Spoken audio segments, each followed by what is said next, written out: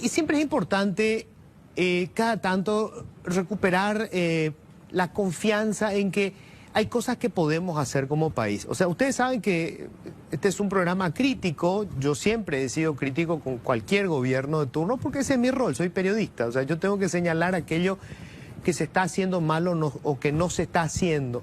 Para contar lo que hace bien un gobierno está el propio gobierno. Eso se llama propaganda y es legítimo, todos los gobiernos lo hacen. Pero es importante tener una perspectiva porque si no entramos en un cuadro depresivo y creemos que las cosas siempre se van a hacer de la misma manera y que es imposible que eso pueda cambiar. Y eso no es cierto. Este Paraguay que tenemos hoy, con todos sus bemoles, es un Paraguay mejor que el que vieron nuestros padres. Es más, que el que vimos nosotros cuando arrancábamos en este ejercicio de ciudadanía.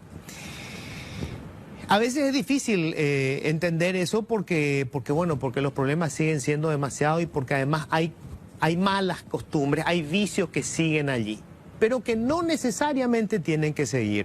Yo le recuerdo a alguna gente cuando me dice la corrupción hoy está peor que nunca. No, este país siempre tuvo altísimos niveles de corrupción. En mi infancia, la gente viajaba en un vehículo que tenía algo que le llamaban la cédula marrón. La cédula marrón significaba que ese auto en un 99% era probablemente un auto robado. O sea, habíamos normalizado andar en un auto robado. Todos teníamos en el barrio el vecino que se construía una mansión porque era un vista de aduanas. Y todos sabían en el barrio que el salario oficial que ese hombre tenía no daba ni para comprar el portón.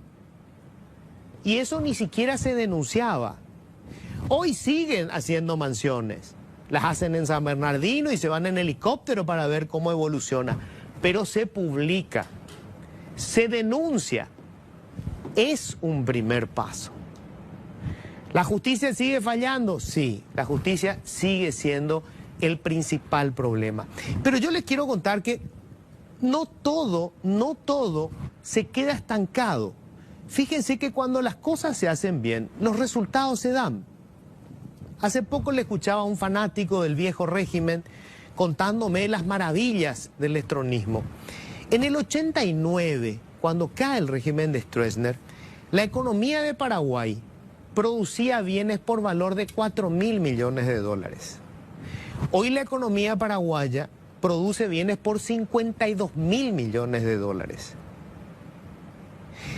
Cuando cayó el régimen ni siquiera había datos sobre pobreza. Los primeros datos que se tienen unos años después hablaba de hasta el 58% de la población por debajo de la línea de pobreza. Hoy tenemos números que son discutibles, pero están más o menos en un 24%.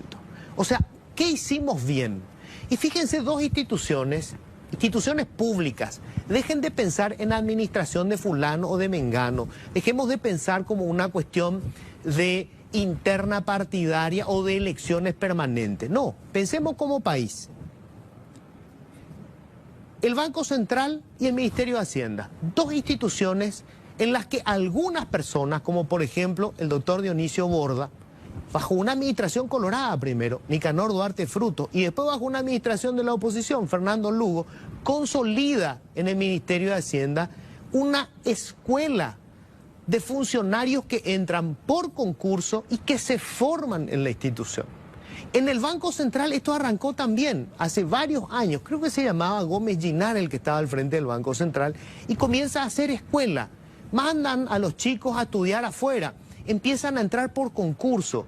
¿Y cuál es el resultado? Las dos políticas exitosas que tiene este país son la política monetaria y la política cambiaria. Y probablemente también de alguna manera, pese a todos los excesos, también la política fiscal. O sea, cuando pusimos gente buena, cuando entraron por concurso y no tenía nada que ver la afiliación política ni la conscripción partidaria, los resultados se dieron. Entonces, primero, es falso que el país no pueda cambiar, que las prácticas corruptas tengan que ser permanentes. Hoy a nadie se le ocurre exhibir que tiene un auto robado.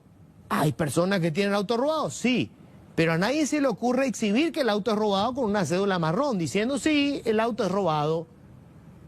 Hoy el aduanero que se construye el palacio sabe que si le pescan probablemente se va a publicar y probablemente por presión algún fiscal iniciará alguna investigación.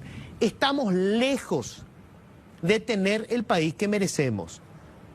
Pero este país es mejor que el que teníamos hace 40 años. Eso quiere decir que los cambios se pueden hacer. Saberlo es el primer paso para que en algún momento esos cambios se hagan.